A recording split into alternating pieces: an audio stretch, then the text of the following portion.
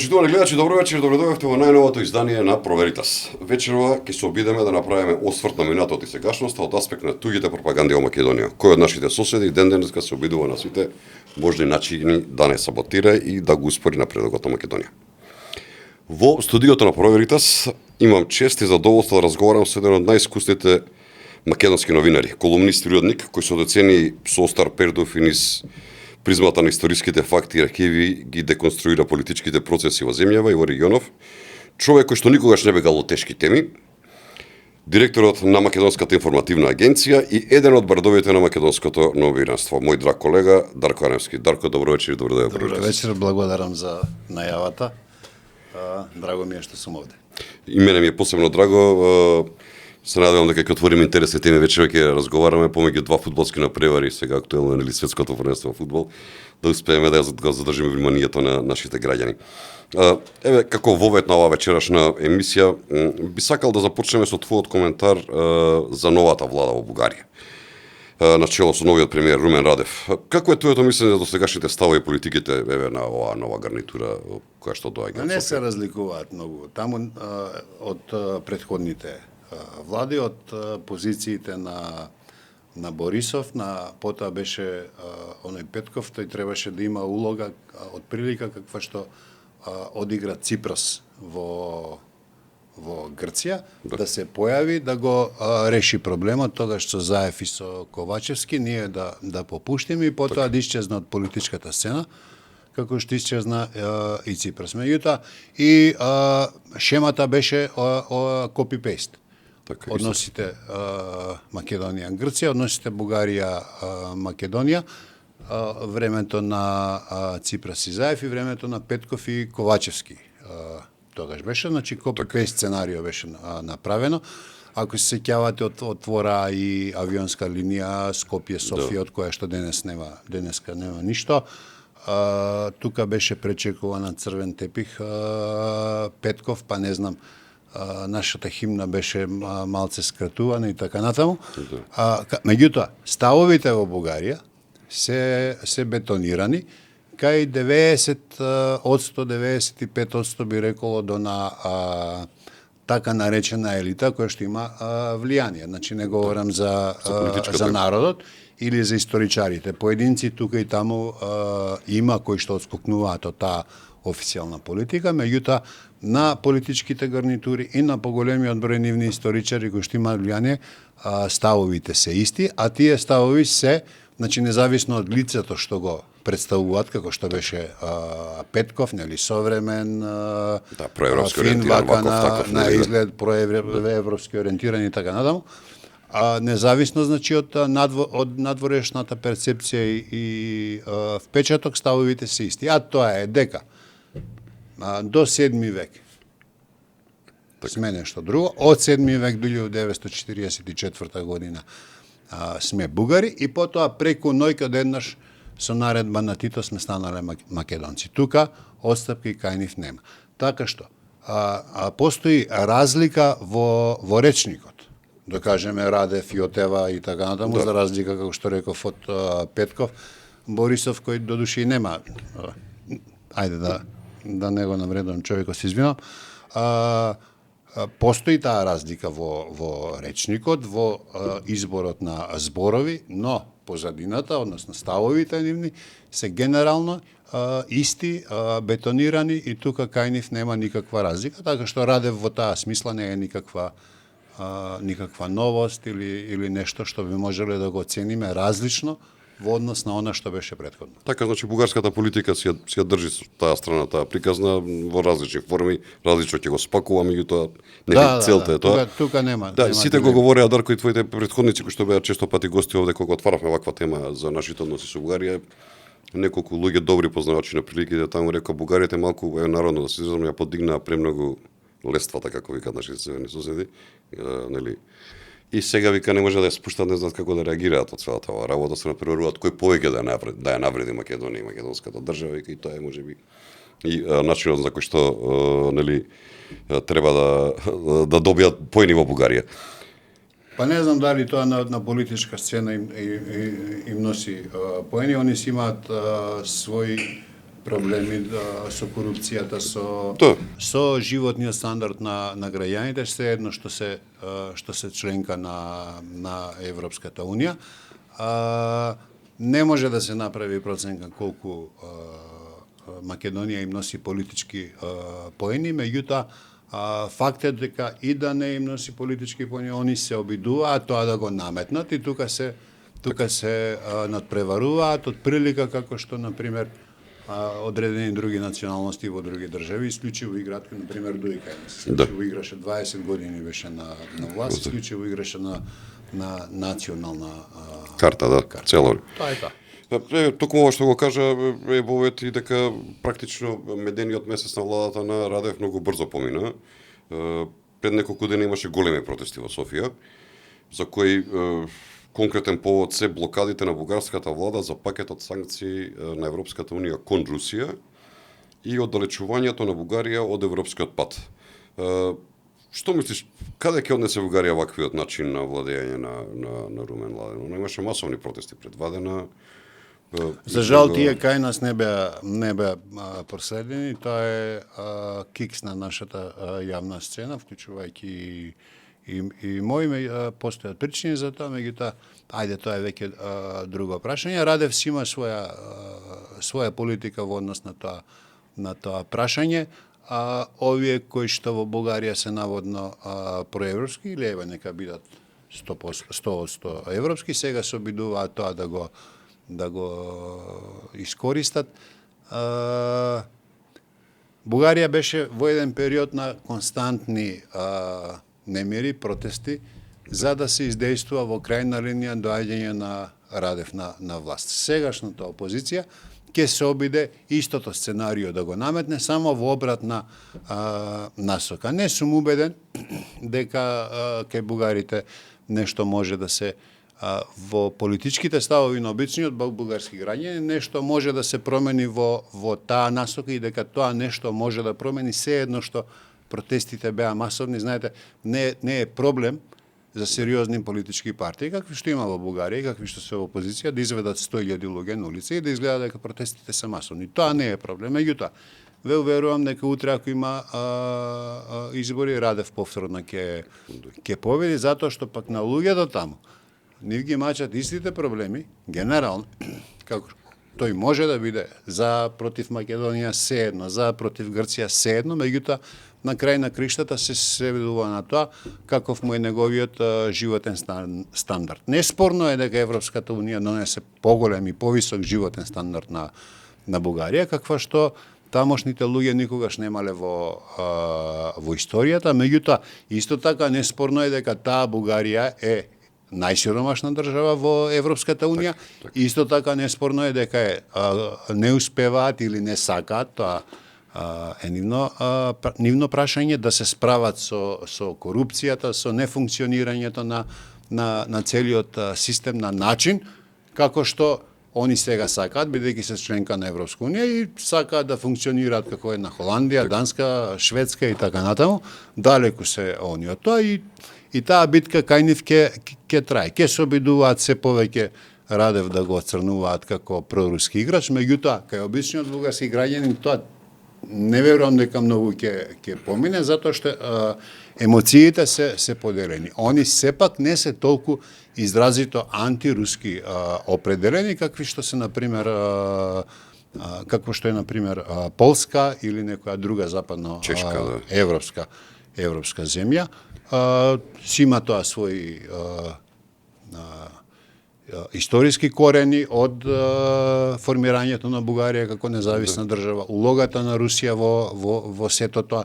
Оние 45 години од комунизмот, кога беа цврсто врзани за Советскиот сојуз. 3 пати бара да се приклучат, не им дозволија Советскиот сојуз. Сето тоа си има свое влијание кај обичниот бугарски граѓанин.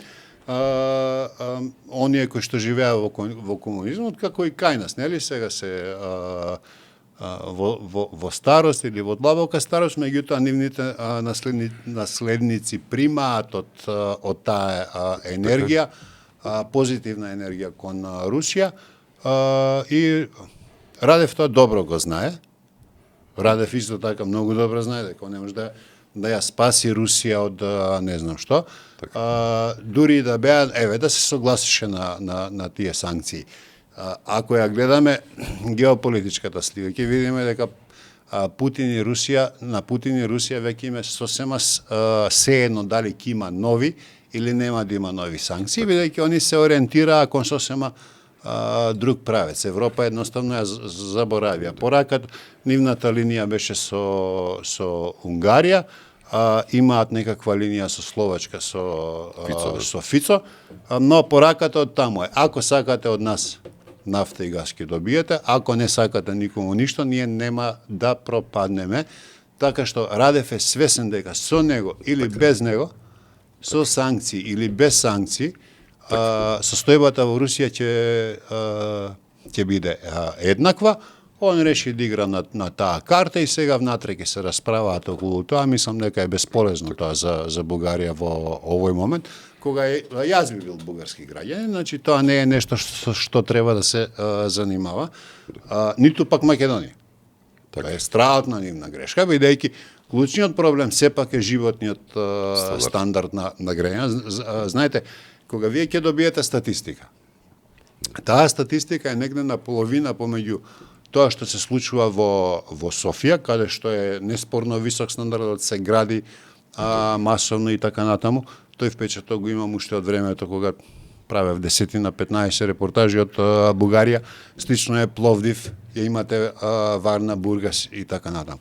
Излезете ли малку надвор од тие места? Навлезете ли во некој од помалите места? Јас сеќавам бев во едно село кое што се вика Мламолово. Пред 10 години. Бугарија беше членка на НАТО, на ЕУ и така натаму. И влегов во една продавница, таму, не знам, имав некоја нарачка од колеги од Скопје, која што беше сместена во оние објекти на старите земјоделски задруги од 45 година, со сијалица, оние првите. Едвам едва и се гледа и трепка. Тоа е сликата надвор од овие неколку големи центри кои што ги спомнав. Кога бев во Кюстендил, сега нормално поминале неколку години, стандардот и таму е повисок, меѓутоа домакин ми беше еден адвокат по потекло од Беровско.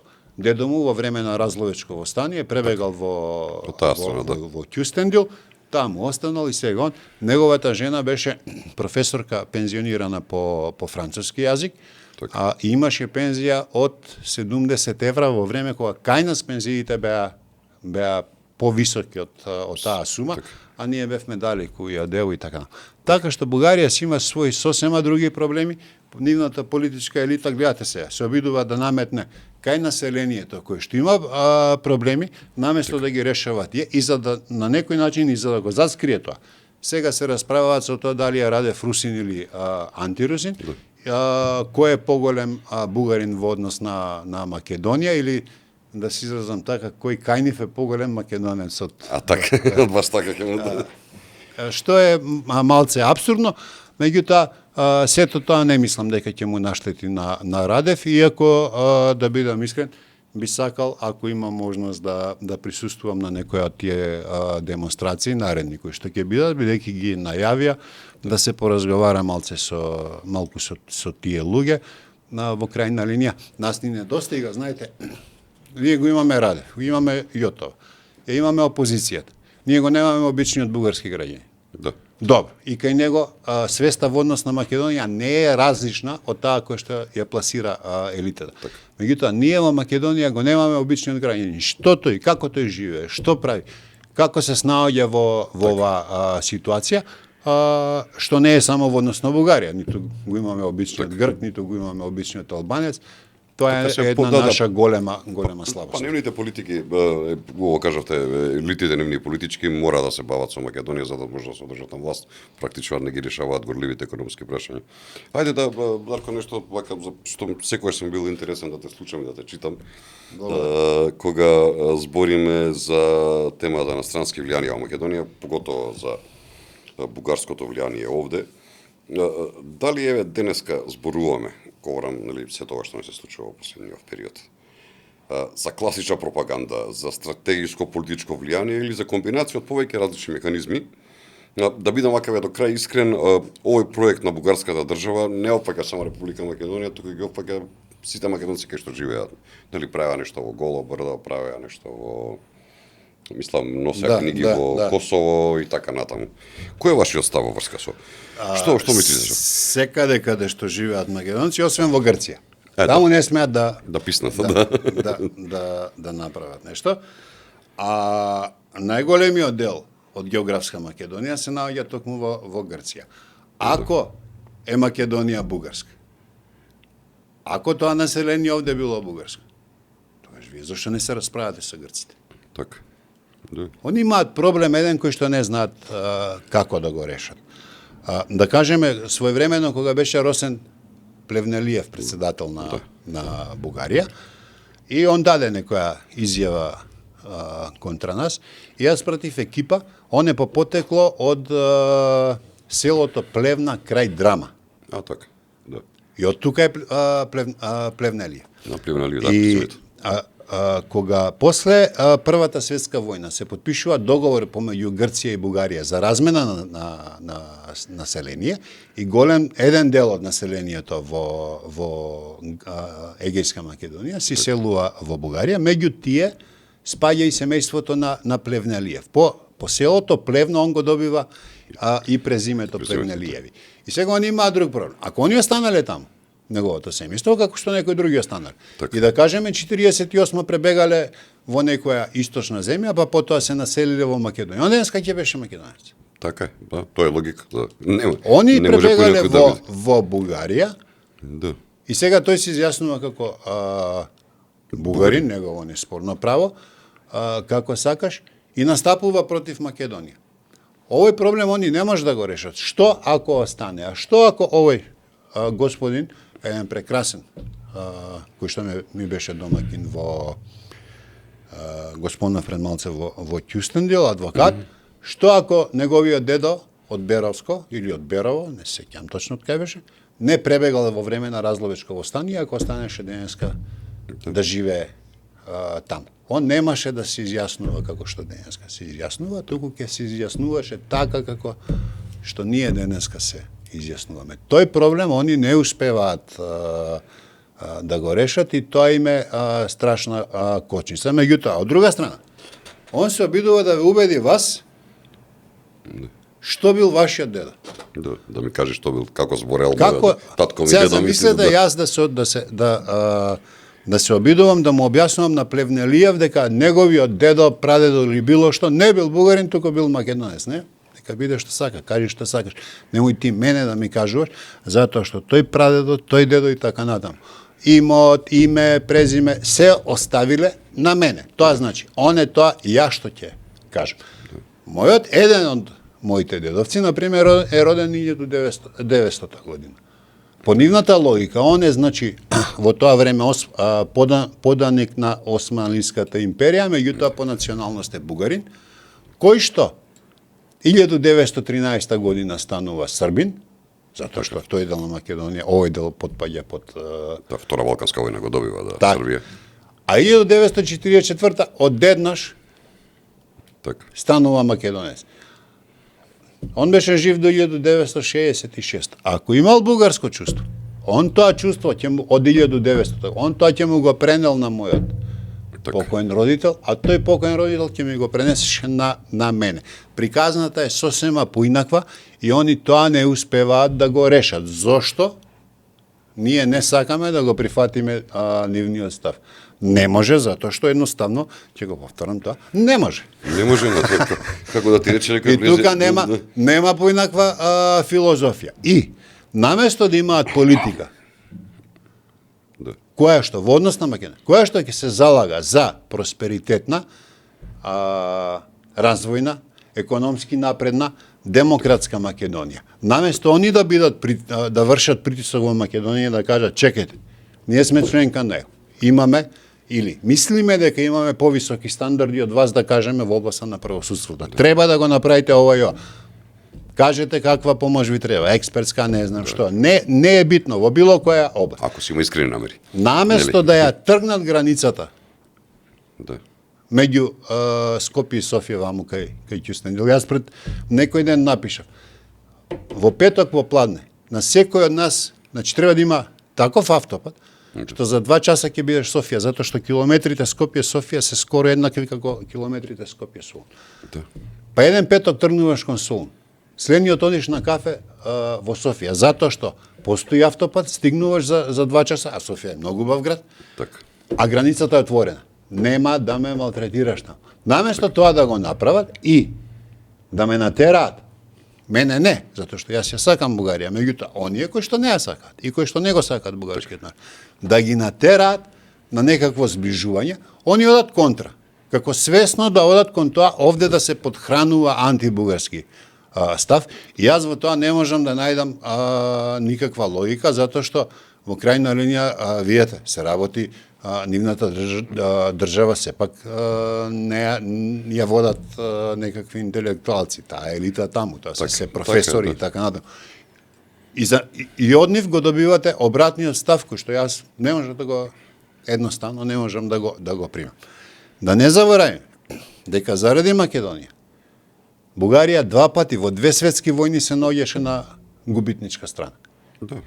Во Прва светска војна застана на страна на Германија, во Втора светска војна исто. Доживеа страотен пораз и во едната и во другата. Имаше страотни консеквенции и не ја извлекоа поуката.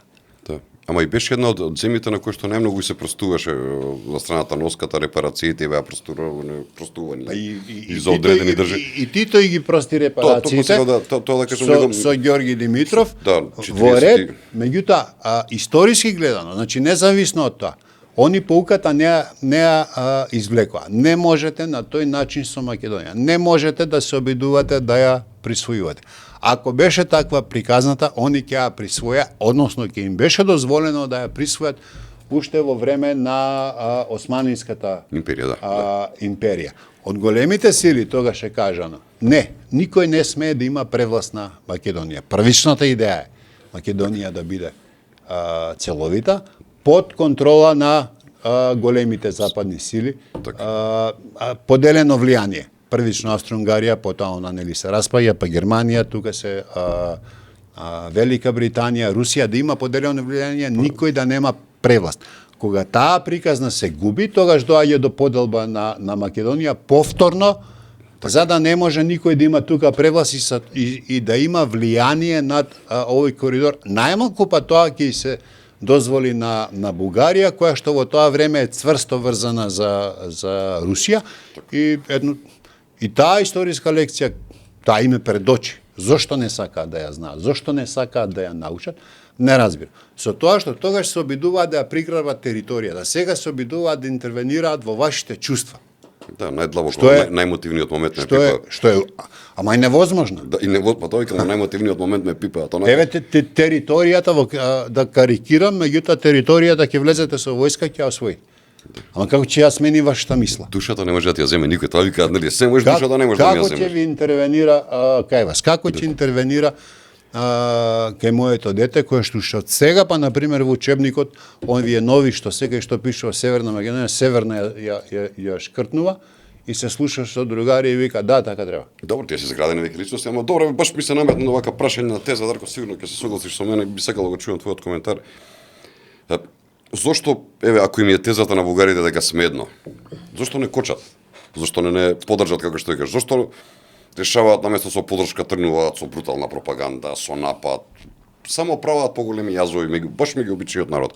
Во една претходна емисија гостин ми беше и Ламбер Нудов и вика, лошо е што официјалната бугарска политика почнува да прави, да почнуваат обичните луѓе се замрзуваат. Што мислиш, зошто ако вела дека сме едно, зашто не кочат? Што им е крайната цел? Нема логика во тоа. Нема цел. Секој разумен човек знае дека они не можат да успеат. Крајната идеја, меѓутоа, тоа е нешто што го зборував уште оддамна, нивната политика кон Македонија, оваа што сега се спроведува. На овој начин, значи, она постои во свеста кај нивните политички елити. Меѓутоа, да се изразам на тој начин, на хартија е ставена понивниот влез во ЕУ и НАТО.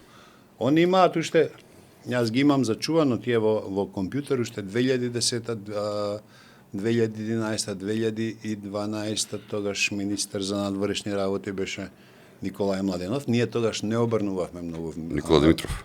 Не, Младенов. Кајнив, да. Кајнив, да, не зборам Кајнив. Да. Ние не обрнувавме многу внимание на тоа, меѓутоа они уште тогаш беа изречни. Или вие ќе бидете тоа што ние ќе ви кажеме, или ќе ве блокираме до крај. Сега парафразирам затоа што одамна беа тие изјави и не се сеќавам точно како гласе, меѓутоа поентата е таа. Зошто тоа го прават? Зошто не сакаат да сватат дека напротив треба обратно? Токму така. И дека така како што на бугарскиот народ му треба просперитетна, развојна, демократска Бугарија, така како што на обичниот бугарин му треба отворена граница, за да може и тој од Софија до Скопје да дојде за 2 часа. Да паза, има работи што таму се, не знам, за обичниот народ поприфатливи, има работи стока која што овде е поприфатлива за нив. Наместо да не можете на патот Крива Паланка кон Крива Паланка да се разминете од гужва, они го прават спротивното. Меѓутоа, знаете како? Порано или подоцна работите ќе си дојдат на свое место. Тој е од Охрид. Ма имаше сега пред 2-3 недели бе во Охрид, во Света Софија црквата бугари правеа венчавка. Така. Сега, они тоа може да го представат на свој начин. Во не знам најстарата или најубавата бугарска црква, најромантичниот дел од македонската историја. Најбугарскиот град. Не функционира тоа. Да. Они излегоа, потоа влегуваме ние. Таа е македонска црква. Крајно приказано.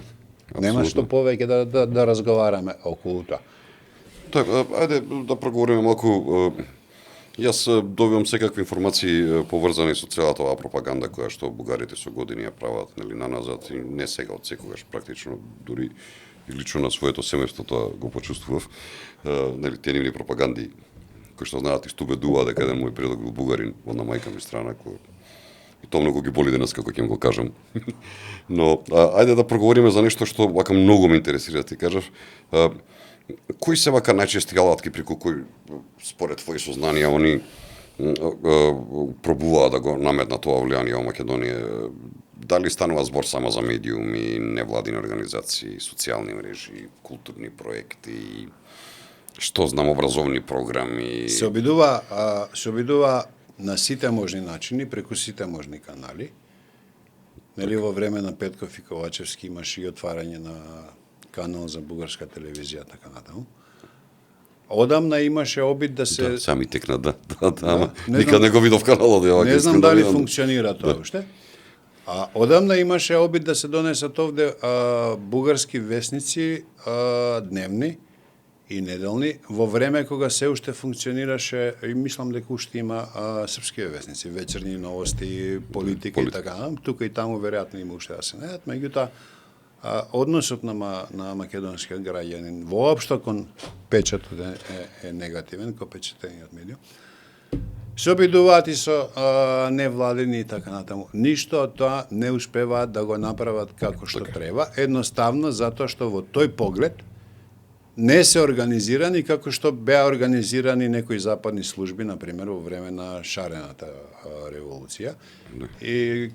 И во тој период пред тоа, кога длабоко навлегува во македонското општество, купија новинари, купија јавни личности и така натаму. Собраа сите дефетисти на едно место, јас би рекол. Не можеше во една група да биде Оџа и некој што поддржува овие ЛГБТ заедница. Многу интересна комбинација бе, вака. Така што на бугарите им останува да играат малку булдожерски во смисла на политички план. Ние ќе ве блокираме, а другото што ќе успееме, ќе платиме неколку луѓе, не знам кои што тука и таму ќе отворат некој клуб, па ќе има некој инцидент, па некој нешто ќе фрли, па од тоа ќе правиме драма. Проблемот е, нивниот проблем е што таа пропаганда функционира која ќе во свеста на бугарскиот граѓан, меѓутоа не функционира во свеста на македонскиот граѓан. Идејата на таа пропаганда би требало да биде мене да ме убеди дека јас не сум во право, а они се во право. се додека тоа не функционира, на тој план они ќе пропаѓаат. Така. Колку пари имаат намера да вложат и како имаат да вложат, тоа не знам, тоа си знаат нашите. Се говори дека многу пари се истураат, многу истураат пари, некои тајни фондови кои Тоа се си користат, знаат нивната и нашата тајна служба. Нас нема да не кажат, ниту па во крајна линија ме интересира се додека тој нивен проект не функционира, не успева на тлото да даде некаков резултат. Ке почне да не интересира, ако почне да се случува тоа што овде се случуваше со тие Соросови организации и така натаму, кога беше идејата да се издействува преименување на државата. Сорос значи манипулираше таа цела екипа на шарна револуција со нашата држава, меѓутоа и во Македонија истата стратегија по некојаш ја прави официјална Софија во Македонија, кога говориме за овие странски влијанија.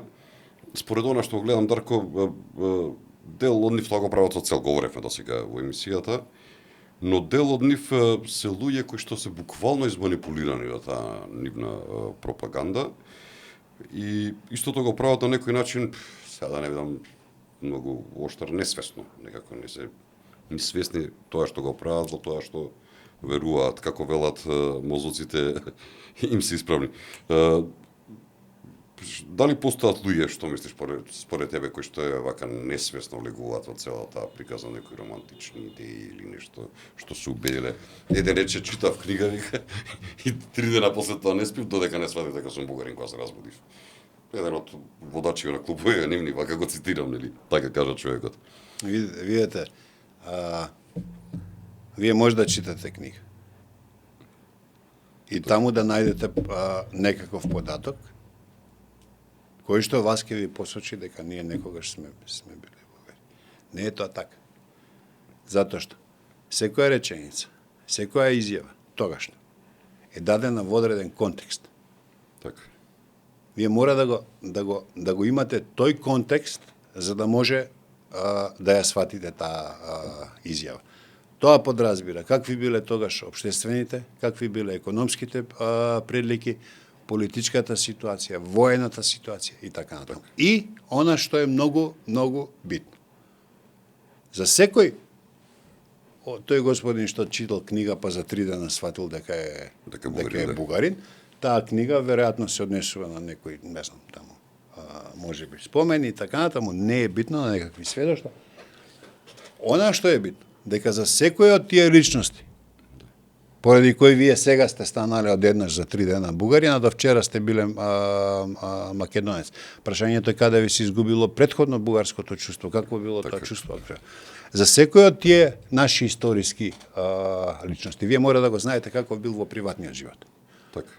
Јас 10 години се занимавав со таа тема. Јас сум правник по професија, сум заглавил да го употребам, може би грд е зборот, во новинарство не е битно, меѓутоа на историјата 1893-1913 година, на македонската историја, потрошив 10 години. Да, па били еден податок. И вие мора да влезете во душата на тој човек, за да може да ја сватите така.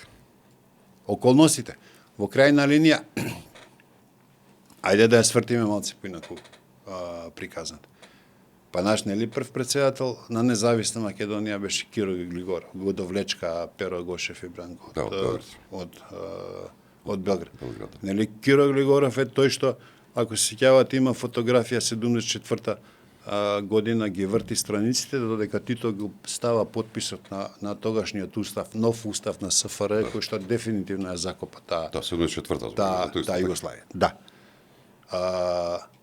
Киро Глигоров до 90-та година живееше во Белград. Јас верувам дека, може би не за него, меѓутоа дека од сите македонски функционери кои што беа во сојузните органи, дека ако ги извадите од архивите, пописните листи, дека голем дел од нив се изјаснувале, може би како срби, може би како југославени, дека македонското чувство го нема.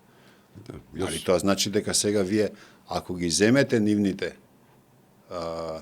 досија, за 3 дена ќе станете србин или хрват или нешто било што друго. Нешто не е во ред како и кад нешто има, нели? Со вас. Од друга страна, има една друга приказна, тоа е најдобро е представена, сега нека ми прости господинот Кочето Топузовски, не се сеќам точно на насловот, беше за илинденците, односно за оние личности од Македонија кои што на еден или на друг начин, а исклучиво за Крушево, кои што учествувале во Илинденско востание и кои што по ослободувањето, по на Македонија, по Втора светска војна, поднесуваат барање до македонските власти за пензија.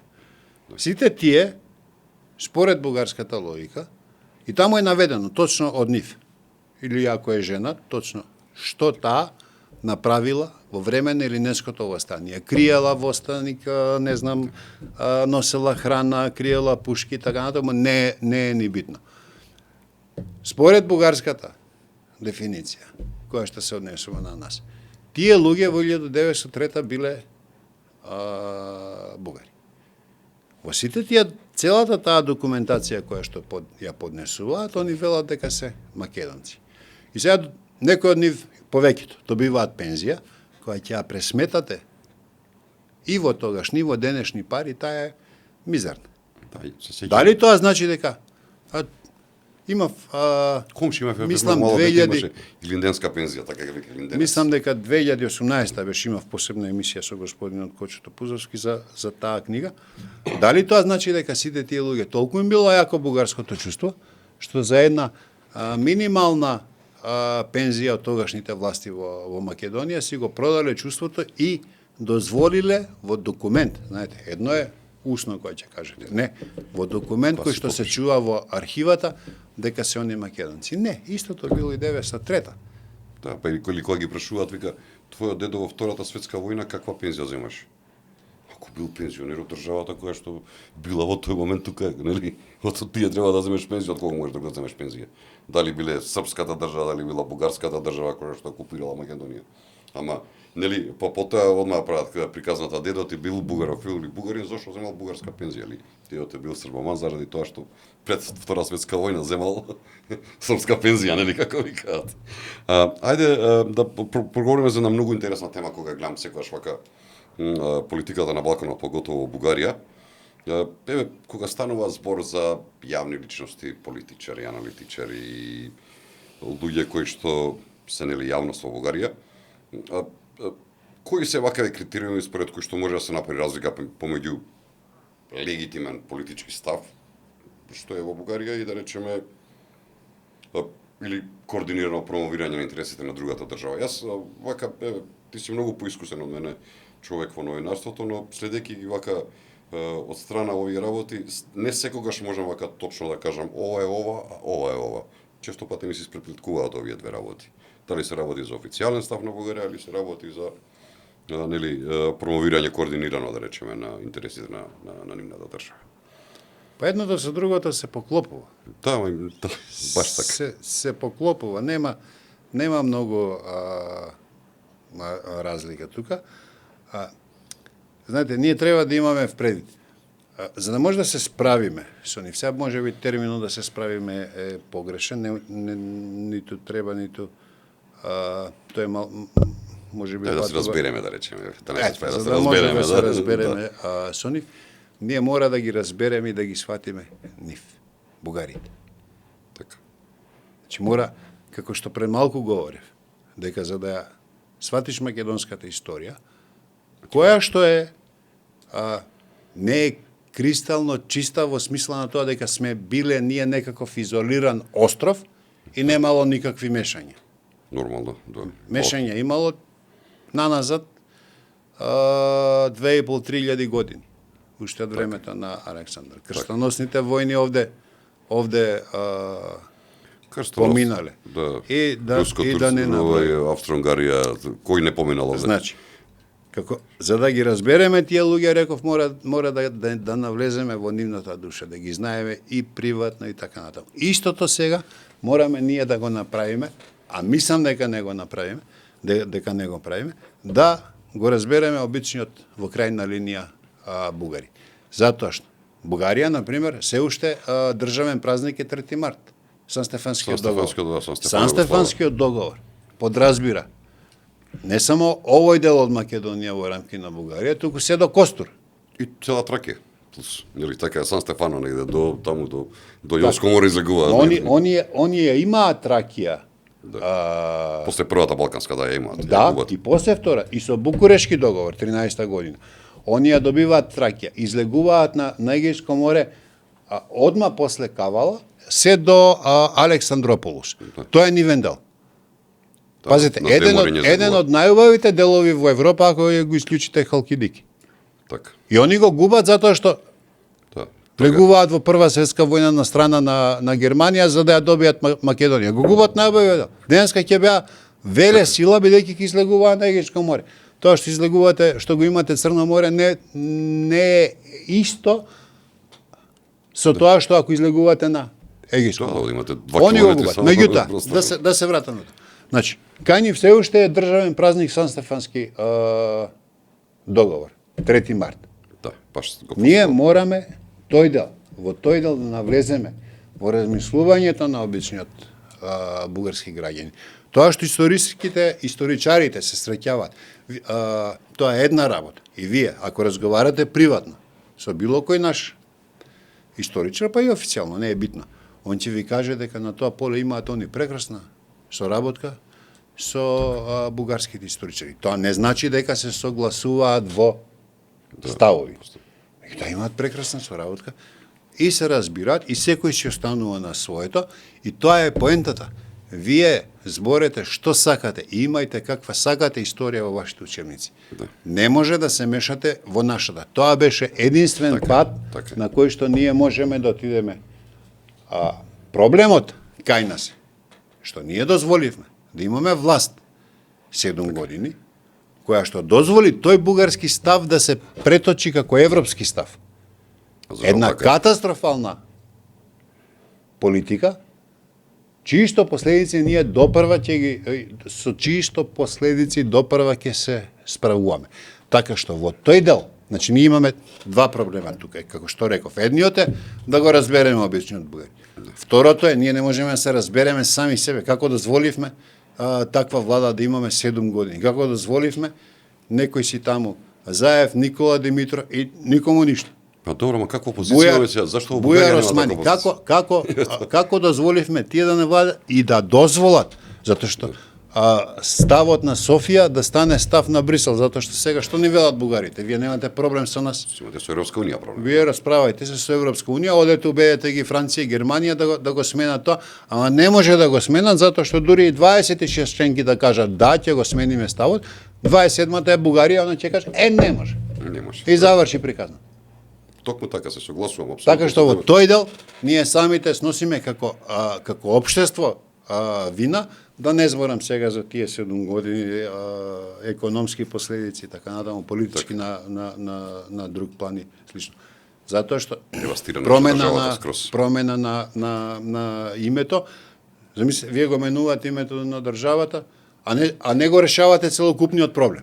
И оставате државата отворена кон уцени. Само што сега уцените предоа од Атина во Софија, а приказната е комплетно иста. Ама и на нелегитимен начин го смени името, имаше референдум, нели? Си помина приказната. Тоа е баш. Кажи ми, Дарко, знаеме дека носители на ова ќе биде малце голема бугарска пропаганда во Македонија се луѓе со сомнително минато или тотални анонимуси, говорам за овие поклубови што се. Но денојове привлекуваат внимание подкасти, јавни настапи на поранешни премиени министри, универзитетски професори, конкретно говорам за Љупчо Георгиевски и Љубомир Данилов Фрчковски.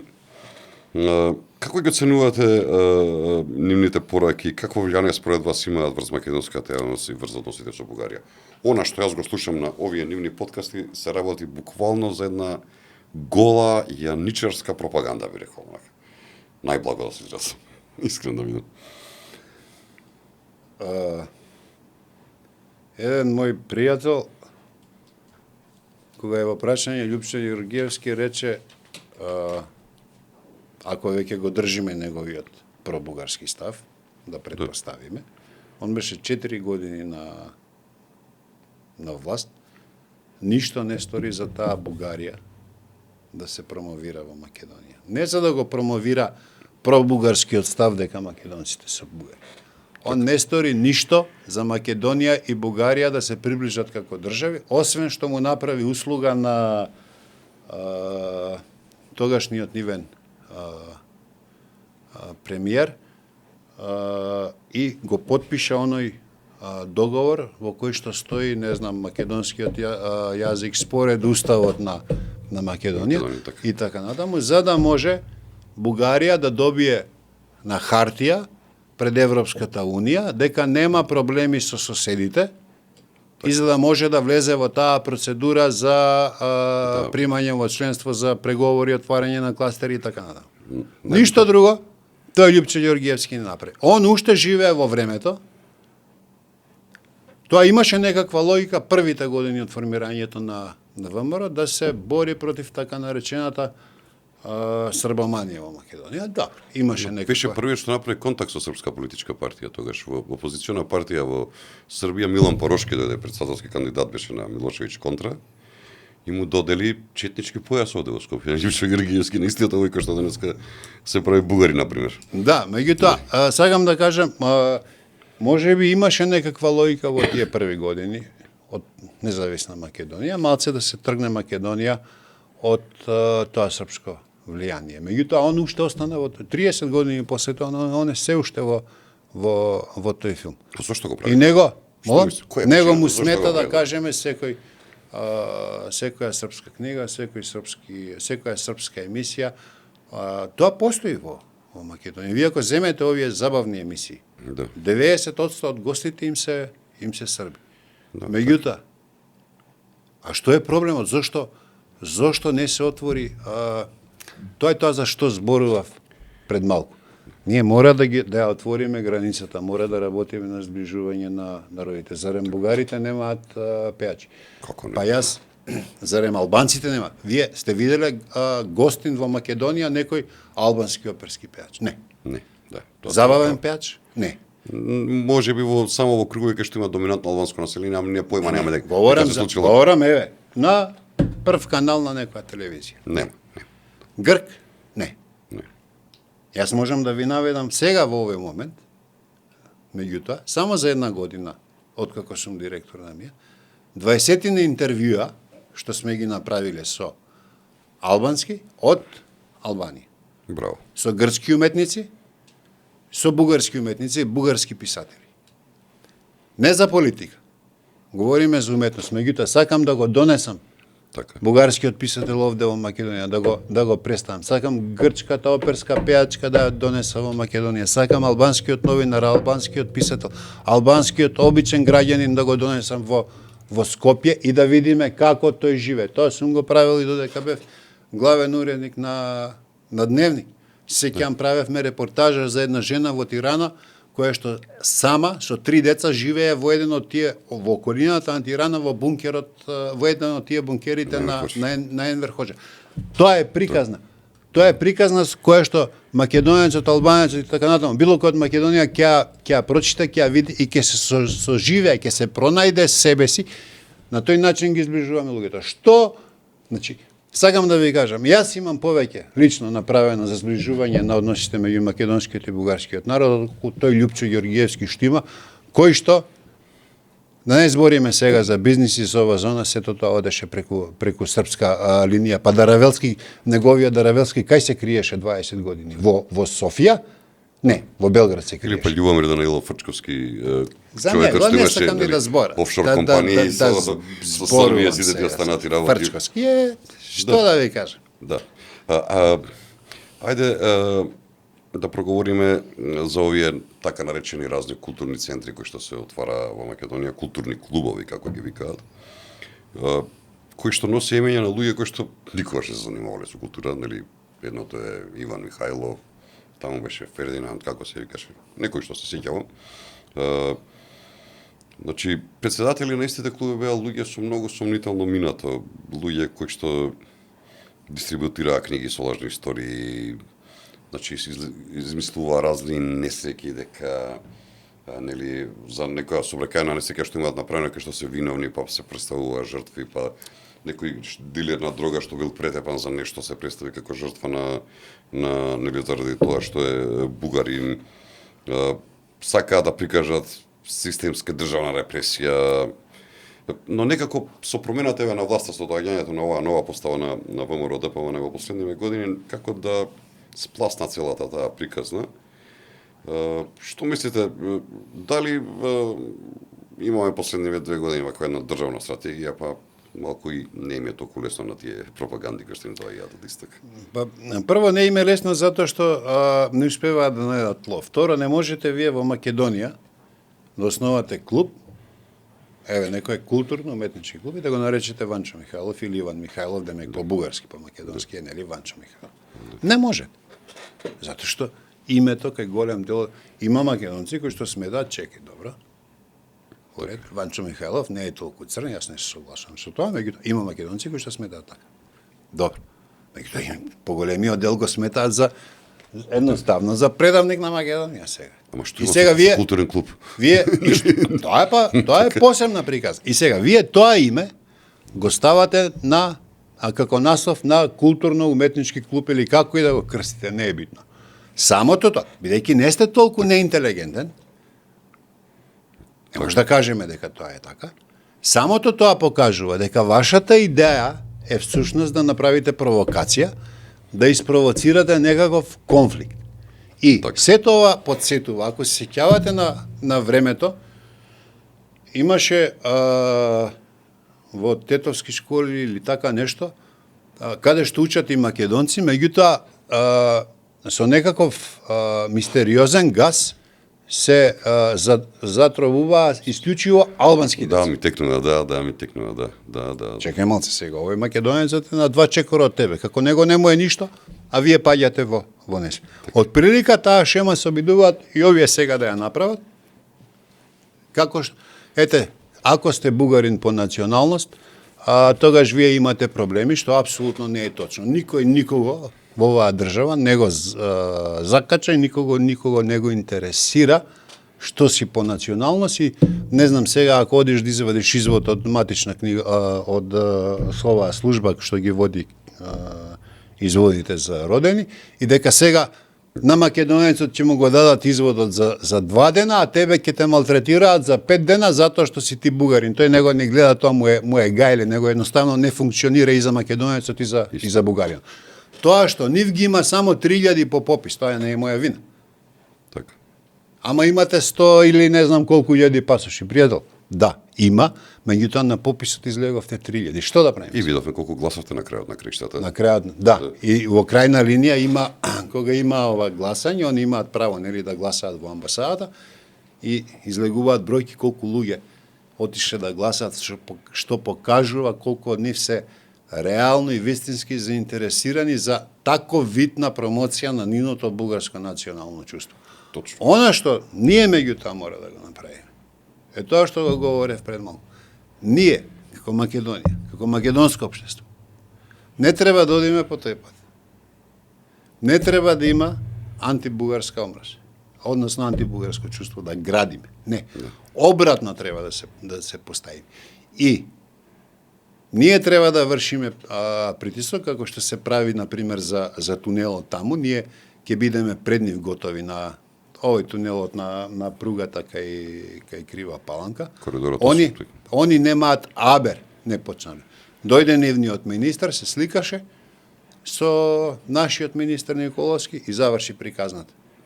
Да. Јас сум правил репортажа, например, имам пратено екипа своевремена, која што се качи во воз во Ѓуешево, а возачот со службениот автомобил отиде да чека екипата во Софија и се возеше до Софија, таа екипа, и направија репортаж.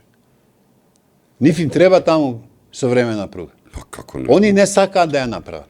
Они не сакаат така таа граница да се отвори и да постои размена на трговија поголемо движење. Ние треба да одиме по другиот пат. Така. Добро, вие терајте така. И тука јас не можам да ги разберам, например, тие што се занимаваат во таа област.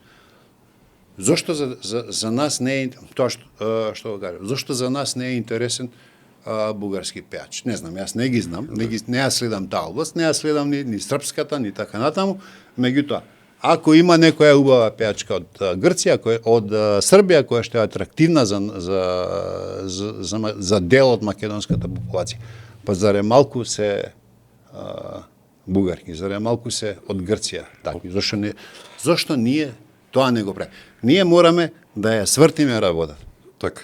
И да одиме. Знаете, ние не можеме, имавме во крајна линија се уште проблем со Грција, што го сменивме име. Да. Не можеме да останеме закопани во тој ров. Добро, било што било. Тоа се случи затоа што ние самите го дозволивме. Тој самите имавме проблем со таа влада. Така. Тоа не значи дека сега треба да ги мразиме грците, напротив, ние треба да вршиме притисок, да е таму тоа отворете. Нека оди народ, доаѓајте вие овде. Да ја завршиме таа. Да почнеме да се сакаме маци за други, да живееме ни за други, нели? Еве, баш идеја знаеш, во една дебата со еден од луѓето што е во овие клубовите, викам добро, еве зошто Иван Михајлов го крстивте клубот, зошто не го крстивте ако велите дека сте културен клуб и ако сакате да видите мост помеѓу двата народи, јас така нарочен го кажам, зошто не го крстивте на пример Пејо Јаворов. Пејо Јаворов бил познат поет, бугарин, етнички, меѓутоа многу близок пријател на Гоце Делчев, кој што пишал многу убави песни. И член на организацијата, нели? На ВМРО. Он знаете, пример, има Пејо, он е по потекло ерменец. Така? Да. Ја мислам дека етнички бугарин, ама не знаев да се изјаснува како бугарин. Да.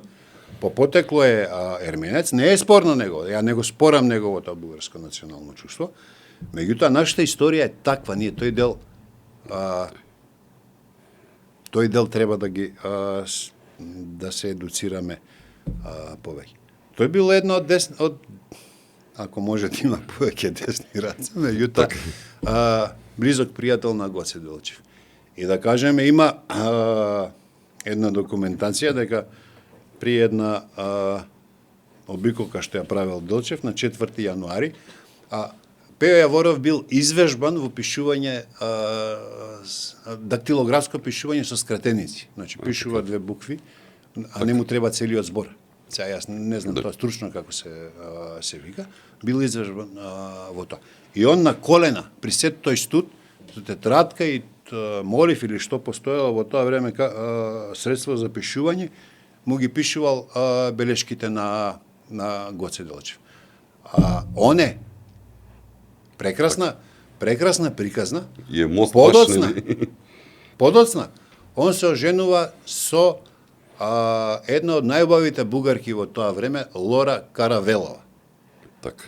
Керка на бугарски писател познат, Каравелов. Так. Зошто не знае некој во Македонија што поезија пишувал тој Каравелов? Не. Меѓутоа, да ја завршам приказната за Пејо Јаворов. Он се оженува со Нејзе. Жената се и сега, пазете таа филозофија која што ние никогаш нема да ја сватиме. Дента прават свадба. Значи во црквата венчавање. И одат во соба. И доаѓа Лора и го гледа овој се проблекол во комицко. Чекај бе, каде? Прва брачна ноќ и не знам што. Не вика, четата вечер оди за Македонија, јас тргнав. Пази, ја оставате најубавата бугарка во тоа време под некакви проценти. Првата брачна ноќ тоа, нели? И заминувате за Македонија. Заедно со Гоце Делчев, со нашата легенда. Така. Подоцна, Лора Каравелова се самоубива. Бугарскиот суд го обвинува Пејо Јаворов, он тоа не може да го поднесе, запаѓа во криза. Тодор Александров, една од големите фигури. За мене најголема. Да. За мене, јас сум најголем фан на Тодор Александров, како лично. Добро. Не спорам околу тоа. Да, личен став. Јас останувам на Гоце Делчев, па потоа сите други. Не е битно тоа. Меѓутоа, Тодор Александров определува посебна група на луѓе да го чува Пејо Јаворов за да не изврши самоубиство. Така е. Он сепак успева да дојде до некој пиштол. Прво пука, ослепува и така натаму. Потоа, кога умира, он пишува пред тоа писмо. Жали затоа што не може да биде закопан во Македонија. Да. Туку ќе биде закопан заедно таму каде што се коските на неговата Лора. Така.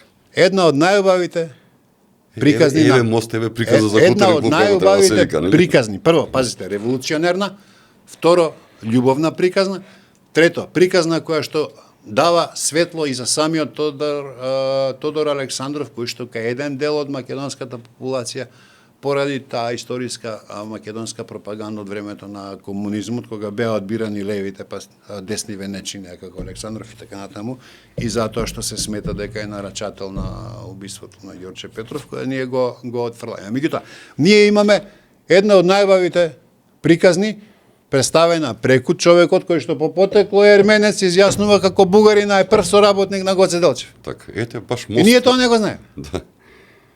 Да, ама бугарите го знаат, па го кријат. Молам? Бугарите го знаат, па го Бугарскиот кријат. граѓанин обичен, јас уверувам не ја знае приказната. Така, Целата да, приказна. да, Во детали. Јас ја имам пишувана и ја имам објавувана. И неверојатен поет. Одамно. Мене ме интересираше, тој револуционерен дел на Пео Јаворов горе-доле е познат, нели ги пишува сценографските белешки, он е таму некаде во март, мислам се, 903 се разделува со Гоце, не се гледаат веќе после тоа, кога Гоце тргнува кај Ангиста таму да го крене, да го крене тунелот, и потоа Гоце го убиваат и така натаму, не е битно, меѓутоа горе-доле тоа е познато. Ама овој дел, мене ме интересираше, тоа ви велам, ние мора да ги знаеме тие луѓе приватно. Да, мостовите јас ги викам, баш мостовите се тие. И вие имате човек кој што ја остава сопругата. Да. Првата браќина заминува за Македонија, кој што кога умира, се самоубива, умира он заради нејзи. Да. Он не може да живее без нејзи. Меѓутоа, пред да умре, он не вели закопајте ме кај Лора. Он вели жалам што не може да бидам закопан во Македонија. Така. Одете вие сега, разберете го тоа и одете објаснете се со некој Љупчо Ѓоргиевски или не знам што, за тоа дали сме биле србомани или ова и он. Не, меѓутоа, дека ние имаме проблем што не го отвораме тој дел, тоа да, имаме проблем. Дека имаме проблем што, например, кај нас нема гости, не само, како што реков, од Бугарија, туку и другите земји. Така. Тоа да, меѓутоа, знаете како, пак од друга страна, вие може да донесете 10 српски пејачки. Или 10 српски пејачи. Или еве денеска, вчера разбрав, за еден од современите најдобри српски поети кој што ќе гостува во Скопје во октомври. И јас од петни жили, уште од сега, се обидувам да добивам интервју со него, не знам дали ќе успееме. Меѓутоа, како што се обидувам со него, за мене тој не е затоа што е србин. Така. Затоа што е уметник голем. Добар уметник, нели? Не е добар затоа што ние немаме таков. Така. Ние треба да го донесеме и него, треба да го донесеме и бугарино, треба да го донесеме и гркот и да кажеме, овие се најдобри во својата област. Зошто ние не го постигнеме тоа ниво? Или вие не можете, ако донесете оперска пејачка, какви што имавме ние интервјуа во МИР. Ама, ние го имаме Игор, така. И имаме неговата сопругана. Така. Турловски, да, кралот, ја завене. Меѓутоа, мора сите да ги ставиме и да добиеме една целина. Затоа што во крајна линија, у интервјуто по повод 2 години влада со премиерот Мицкоски, зборувавме го прашав за неговата идеја. Он вели, во светот во наредни 10 години треба да се инсталираат 40.000 теравати. Јас слабо ги разбирам тие енергетски термини. Тоа во пари изнесува толку и толку. Ако го обединиме Западен Балкан и да настапи пред тие светски инвеститори, да ги донесе тие инвестиции толку на Балкан, зборуваме, не знам, за 400 милиарди годишно, а сите земји од Западен Балкан годишно имаат 200 милиона БДП. Од тоа на Македонија би припаднало негде 2,6-3 милиарди, што е 15-20% од сегашниот БДП. Ако го обединете за Западен. И добивате бенефит. Како не.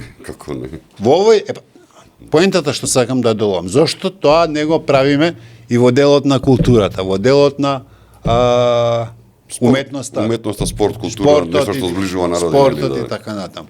Ние се уште, во рете тоа, се уште имаме навивачи на Црвена звезда и на така натаму на Партизан, ама ние не знаеме да наброиме 5 клубови, например, од Грција, иако сега може би примерот не е соодветен, затоа што спортот е на ниско ниво во сите овие земји, меѓу тоа е поентата. Ние мораме тие односи да ги градиме за да ги разбереме тие луѓе и како што го потребив оној не добар термин за кој што реков, потоа на политичко ниво да имаме алатка, да ги знаеме како размислува, за може да се справиме со нив и да го добиеме тоа што ние сакаме и во крајна линија не себе си, него на цел свет да му докажеме, слушај, ова не оди вака. Да, не е во ред. Што не уценувате и не прифаќаме. Ќе останеме слеп. Добро? Во ред, да. Ќе тераме сами. Ама тоа не значи изолација. Тоа е пак проблемот, пак доаѓаме на домашен терен, кој што во интервју за Мија го истакна претседателката Силјановска. Не можам да се убедам со опозицијата дека треба да бидеме единствени. Не може власта да вели нема бугари во устав без гаранција, а вие да се нудите сами така со 120.000 гласови, да се нудите сами на Брисел, донесете на нас на власт, ние ќе ги внесеме во бугарите. Да, ќе ги внесете. За 6 месеци ќе не блокираат пак. И што ќе правите? Што оправдување ќе имате тогаш? Така, да, апсолутно. Мора да бидеме. Апсолутно се согласувам со тебе, Дарко, за оваа работа потполно истини се ставовите, верувај. Пака едно прашање, многу брзо ми поминува времето, но ќе те држам за збор повторно, сакам да тегнеме во приоритет, да продолжиме многу кај што денеска ќе застанеме. Ти интересен ми е многу муабетов. Го сакам да го чуам твојот став во врска со последниот скандал што се случи со дипломатската нота која што беше испратена од Македонија кон бугарското МНР, со тоа дека е обелоденет документ кој што нели ја загрозувал безбедноста на семејството на претседателот на владата на Република Македонија.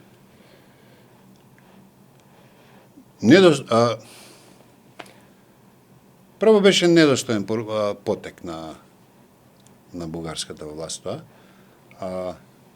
Тоа што мене ме интересираше, меѓутоа, и тоа го прашав претседателот на владата при интервјуто на МТВ. Добро, кој е мотивот? Кога нешто правите, треба да имате идејата е дека од тоа ќе добиете некаков бенефит. Добро, они се прво, тоа не е можно без според мене, без знаење на Јотова и на Радев. Такво нешто, без нивен неформален амин, нема они да искуцаат документи, да се потпишат објавете за сопругата на Мицкоски и за неговиот син, меѓутоа без нивен амин тоа не е можно. Кога правите такво нешто, треба да знаете кој е бенефитот од тоа, кој е профитот. Во крајна линија 5 денари негде кога вложувате, очекувате да добиете 1 плюс 6. Пака, што е овде бенефитот? Што кога сте го направиле овој скандал и на тој начин сте изгубиле довербата, колку и да е добронамерна нашата политичка гарнитура или така натаму. Довербата сте изгубиле. Може вие да објавувате за мојата сопруга кај била или што била. Крајно непрофесионално би рекол. А јас сум премиер на оваа држава, представувам, не знам, 1,8 или колку веќе народ има. Ги напаѓате со тоа тие 1,8 милиона луѓе. Ги напаѓате нивните сопруги, нивните деца, преку мене. А што добивате? Ништо. И одговорот на премиерот беше: не можам да кажам ништо друго, освен дека ниски страсти. Да. И тоа какви ниски страсти? Тоа чекај, малце, со кого ние имаме работа? И што треба ние сега да направиме за некој кој што задоволува ниски страсти? Нема мотив. Кој е мотивот да направите такво нешто? Затоа што во тие дипломатски кругови тоа е сепак некаков скандал и тоа сериозен. Доверба на институциите се руши, ама буквално онака. Вие се доведувате во ситуација сега. Протоколи излегуваат во јавност.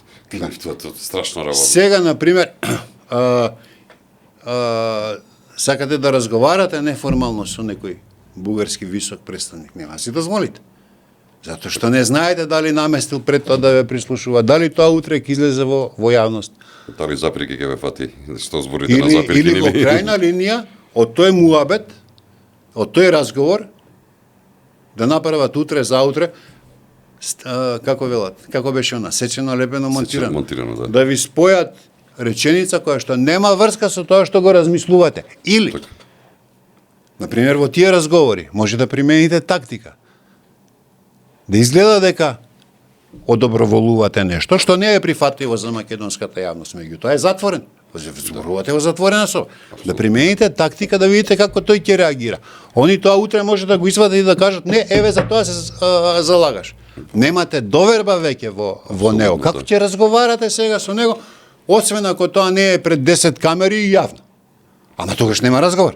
Да. Не може да се договорите. Нема суштина, нема ништо. Нема суштина. Така. Тогаш пазите на секоја запирка, на секој извичник и така натаму. Интересно, морам да ти кажам дека времето многу брзо ми помина вечерва, слушајќи те. Ова се интересни теми кои што секогаш сум ги сакал. Остана уште еден куп прашања, но реков ќе ти ги поставам некоја друго гостување овде на Не знам, да бидам искрен, не знам колку време помина. Баги време.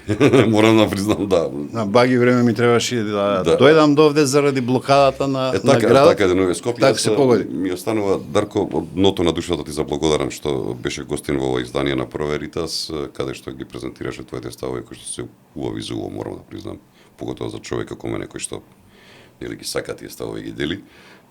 Ми останува да ти подсакам пред се многу успех во твојата професионална кариера, да продолжиш понатаму онаков каков што си во ставовите, а ти посекам многу здравје, да бидеш нели здрав и витален. Тука малце да видиме да се гледаме, нели, како годините си стоиме. го прават своето, нели. И да се видиме повторно во некој друго издание каде што ќе продолжиме да разговараме. Во секое време ви благодарам на поканата и за следна кога сакате, како сакате. Стојам на располагање. Ти благодарам уште еднаш. Почитувани гледачи, да знаете дека идејата на оваа емисија беше да ги посочиме неразумноста на бугарската пропаганда и да повикаме на разум и соработка меѓу народите, па ако сакате и во контекст на познатата Гоцева изрека за култура на апрар меѓу народите. Ви благодарам за вниманието. Останете поврзани со нас на Facebook, Instagram, YouTube и на нашата веб страница proVeritas.mk.